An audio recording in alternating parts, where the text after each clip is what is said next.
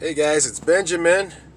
Hey, I wanted to share a little bit with you today. So I had a dream about 2 weeks ago. I had a dream where I'm sitting on this couch, right? So I'm sitting here, right, and then my wife is sitting next to me, and it's not my wife Bree. It's just a representation of a wife in my dream, and then next to her is sitting another dude, and then next to him is a couple more guys, and she starts flirting with this dude on the couch next to her. And I'm like sitting right here and she's flirting with this guy. And then the other guys standing next to him realize that she's flirting with him, and they kind of come over and hang out and start flirting with her. And in my dream I'm like, "Oh no, I'm not having no. Nope, done." I get up and walk away. I think I went and walked on the beach or something in my dream. I went and had some pleasant moments. But when I woke up, I asked God, I was like, "Man, I was bothered by that. It was a bothering dream, because faithfulness is big to me and my wife." And I was asking him, I was like, "What was that about?" And he's like, "Ben, I wanted you to understand that you have made a commitment to me." And I was like, "Yeah." And he's like,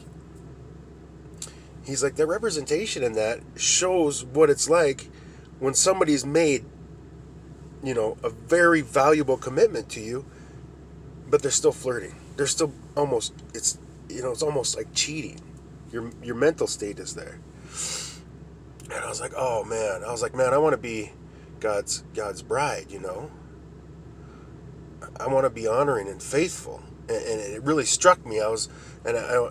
And through like a week or so, I had all these little things come up. One of the things that came up is am I living a life that's pleasing to God, or am I living a life where I'm just trying to find out what He'll tolerate? You know, like my wife will tolerate certain behaviors from me. Like if I have to pass a little gas, I'll do it in front of her. I'll just crack one off. Is that pleasing to her? Not in any way, shape, or form. I usually get eye rolls and disgusted and check valves. Psst, right? Is it tolerable? Yes. Is she going to divorce me over me farting? No. But is it pleasing? No. Does it make her happy? No. Does she come home and is like, "Oh, I wish you would just come and fart around me"? Oh, right? And in the same way, there's things in my life that I have just seen if God will tolerate instead of seeing what pleases Him. And in this like 2 weeks where I was chewing on this dream, I ran across a scripture where it says, "Remember Lot's wife. Remember Lot's wife." And I was like, "What do I got to remember Lot's wife for?" And then it was revealed, man, Lot and his wife and his family was living in a town of just wickedness. Not only was there blatant same sex going on, like just rampant, because it's called Sodom, and even to that day, sodomizing someone is not a pleasant thing.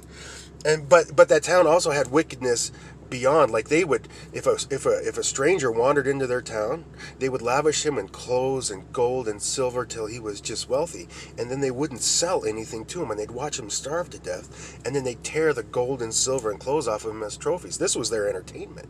I think it's in Ezekiel or it's Isaiah. If you want to go check it out, it talks about the sins of Sodom. It was more than just the sexual immorality going on there. And so God's going to destroy this place. He's very clear. He's like, "Man, I'm just, you know what? We're going to destroy it."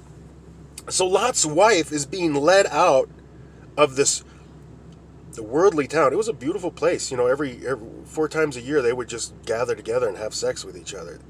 Men could sleep with anybody. They take their neighbor's daughter. It was just this place of like no rules or boundaries or moral compasses. And so Lot's wife is being led out of this city by the hand of an angel. And she still looks back because she can't leave the things of the world behind. And she's done. She's done. The other thing that happened, was there was a verse where Jesus says, "Hey, man, anybody who puts his hand to the plow and looks back is not worthy of me." Anybody who sets their life in course to do the work that Jesus has put before him, but looks back, ain't worthy of it, dude. That's That's been hitting me hard. You know, am I living a life that is pleasing to God? Or am I just trying to find out what He'll tolerate? If my wife, if me and my wife had a relationship where she just wanted to find out what I would tolerate, I'd be a different man today. You know, and I think about the relationship and the commitment I made to God. That He's not just there so that I can find out what He'll tolerate. And I find this question too. Some people ask the question, hey man, can you lose your salvation? Do you think you can lose your salvation or anything like that? I'm like, why is that even a question? What are you planning on doing that you want to see what God will tolerate, you know? So that's why I don't think being tolerable is the way, or you know what I mean. It's not the way. There's things that are pleasing to God that I want to live a life. I want to be pleasing to my wife in the same aspect. I want to do things that when I come home, she's happy, right? And she wants to be the same way with me. So that's it. Tolerable. It's not the way. All right. So to end this video, you know, classic, go do what's right, not what's even. But not what's even. Go do what's right, not what's easy. But I'm at one of my favorite places in Montana, and I'm going to share it with you guys, a little bonus view into my world. So I'm going to step out of the vehicle. If you have your volume up, turn it down about halfway, maybe more, because the wind's going to hit the mic. It's going to be horrible. You probably won't be able to hear me. But I'm going to just step out of the vehicle, and we'll end the video with a beautiful little scenic view of Montana. Oh, the wind's not that bad. All right.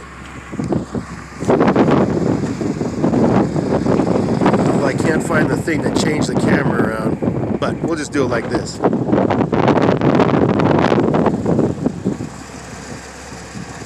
there's that. And then coming back this way. It's beautiful. Over there, you can see Red Lodge over there. But just beautiful out here. Love it out here. Cody is right over there. Red Lodge, right over there.